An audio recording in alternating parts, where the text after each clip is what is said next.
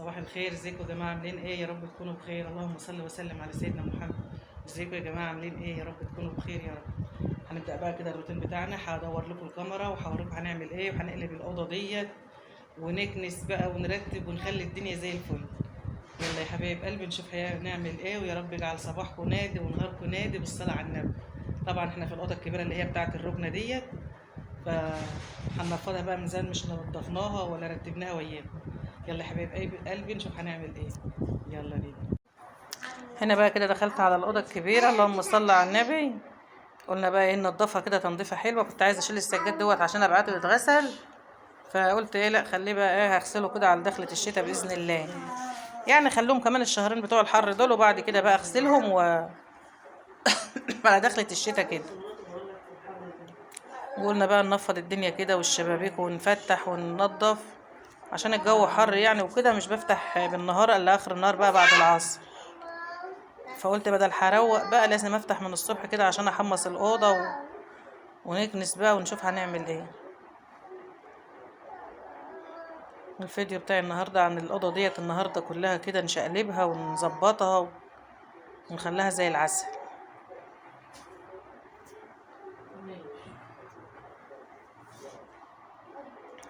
نفض بقى كده ونشوف الدنيا هتمشي ازاي، بعيد عن الاكل النهارده وبعيد عن الطبيخ وبعيد عن اي حاجه النهارده. احنا تخصصنا النهارده كده الاوضه دي.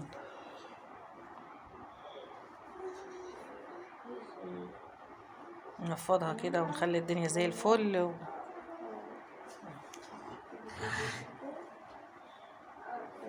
مش حد بيدخلها ولا حاجه، بس لازم تتروق كده وتتنضف يعني، عشان محدش بيدخلها نسيبها نهجرها. لا، كل 3 4 ايام كده نمسكها نقلبها ونعملها عليها وطير. اطفي البوتاجاز يا راني.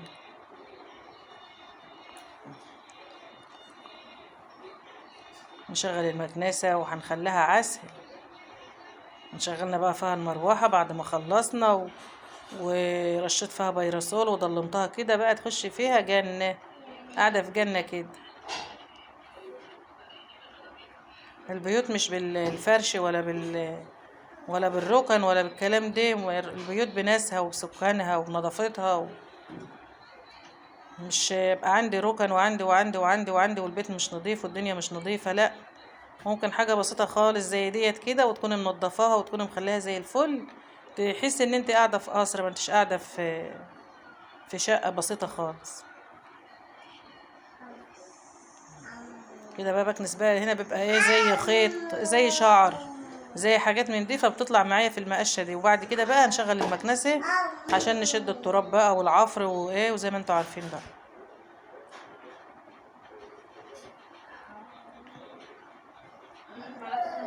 طفت البوتاجاز، هاتلهم ياكل، هاتلهم رز وشوربه وهاتلهم حته لحمه واكليهم. يلا بقى، صوتي طلع في الفيديو بس مش مشكله.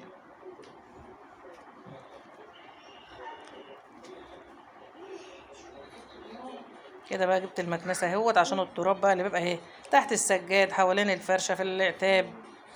فالمقشه اللي هي كانت معايا البلح دي مش هتلم التراب ولا الحاجات دي، هي تلم بس لو شعر على السجاد لو خيط حاجات من دي، لكن دي بقى اللي هتشد كل حاجه تحت السجاد.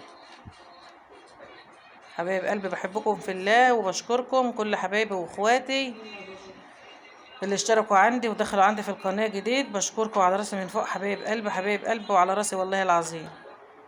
انتوا اخواتي وعيلتي التانية، ومن غيركم القناة لا هتبقى قناة ولا هيبقى لها اي لازمة من غير متابعين محترمين حلوين زيكم كده. بس تشجعونا بقى باللايكات كده عشان نستمر، والتعليقات الجميلة، وتشاهدوا الفيديو.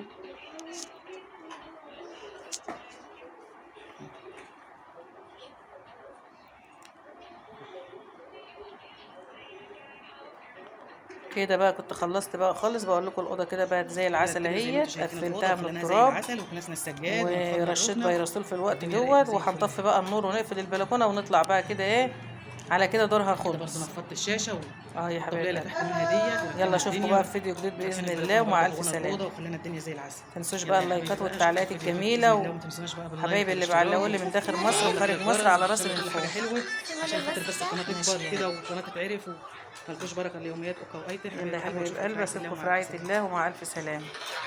مع الف سلامة. مع الف سلامه. عادل.